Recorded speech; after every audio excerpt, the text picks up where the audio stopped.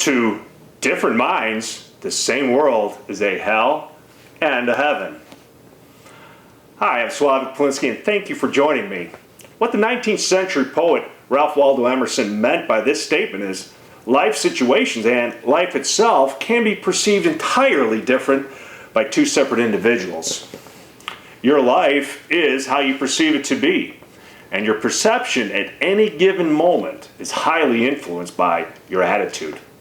A negative attitude leaves a person feeling pessimistic, angry, resentful, fearful, while a positive attitude leaves the same person feeling optimistic, grateful, self-confident, motivated, and hopeful for the future. There was a study done by Dr. Richard Weissman. He followed 400 individuals over a period of 10 years. Half were labeled with negative attitudes and half were labeled with positive.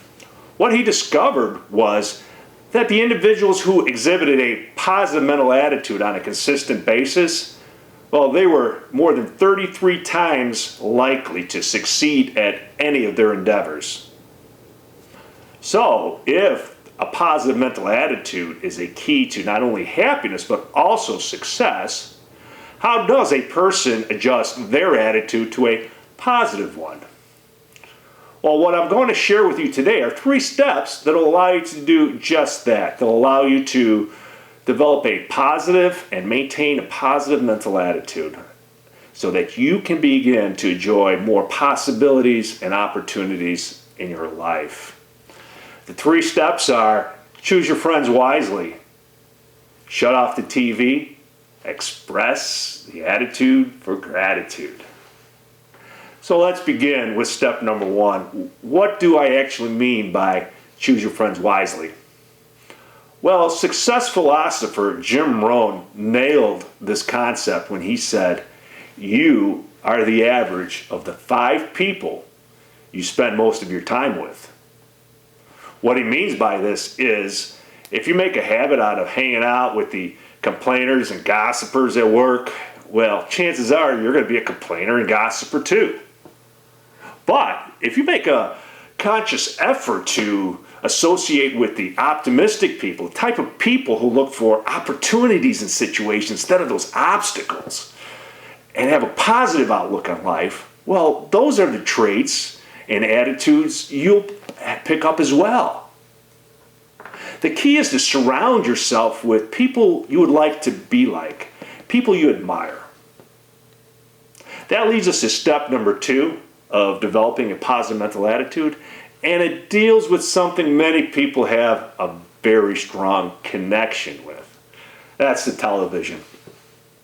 Studies show the average person watches 3.5 to 4 hours of television per day. Now, this might seem excessive to some people and maybe not such a big deal to others, so let's take a closer look at this. That person who watches 4 hours of television per day, after 1 year, would have watched 2 full months of television. That's 2 full months, 24 hours a day. Still not a big deal? Well, let's go on just a little further. That person who watches 2 months of television per year, year after year after year after year, by the time they reach the age of 73, they would have watched 14 years of television. That's right, 14 years nonstop, 24 hours a day. Now, take a moment to think about what is being broadcast on TV today. The violence, the language, the high drama of reality TV. Even our news seems to be geared towards reporting the negative situations that happen in our communities. Do you think that being exposed to negative programs, negative news, high drama for a period of 14 years can have an effect on your attitude? Or how about your perception of the world you live in? Now, don't worry, I'm not suggesting throw your TV out. Not all programming is negative. Balance your viewing up with some positive or inspirational shows. Better yet, once in a while, make that conscious choice to shut off the TV, open up a book to read, or even better yet, spend some time with your loved ones. This leads us to my favorite step number 3 of developing and maintaining a positive mental attitude, and that is express your attitude for gratitude. When asked, what do you want in your life? Many people respond with things they have not achieved yet or things they have not acquired yet. There's nothing wrong with wanting more in life. Setting goals for yourself, going out, achieving them, conquering them, it's very healthy for a person. The problem is if your main focus is on those things you don't have yet. This puts you in a state of lack. Remaining in a state of lack, wanting for a period of time, brings up feelings of self-doubt, self-pity, hopelessness, even jealousy. Isn't there something that you want in your life and you already have it? That relationship you're in, you want that, don't you? And you have it. How about that house or apartment you're living in? I bet you want that too. Your children, I bet you want them.